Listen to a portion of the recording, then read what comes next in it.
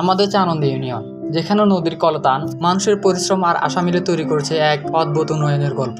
সরকারের উদ্যোগে এখানে নদীর তীর সংরক্ষণের জন্য শুরু হয়েছিল এক বিশাল কার্যক্রম। বস্তা পেলার কাজ, জিও ব্যাগের কাজ ধীরে ধীরে যেন নতুন আশা জাগিয়েছে গ্রামের মানুষের মনে। এই কাজ এখনো চলমান আছে, কিন্তু প্রকৃতি সে তো কখনো সতর্ক করে আসে না। প্রবল স্রোতে অনেক বস্তায় নদীতে ভেসে গেছে, নদীর গর্জনে হারিয়ে গেছে দিনের পর দিনের কষ্টের ঘাম।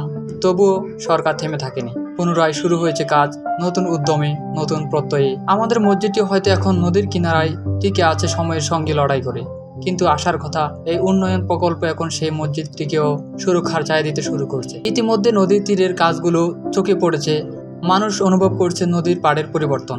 এই উন্নয়ন বাঁচাচ্ছে আমাদের ভবিষ্যৎ, আমাদের জীবনধারা। চানন্দী ইউনিয়ন আজ এগিয়ে যাচ্ছে টেকসই, নিরাপত্তা আর সুন্দর আগামী দিনের পথে। এই কাজ, এই প্রচেষ্টা সরকারের একা নয়, এটা আমাদের সবার মিলিত প্রয়াস। যতদিন আমরা একসঙ্গে থাকবো, উন্নয়ন তত দ্রুত এগিয়ে যাবে।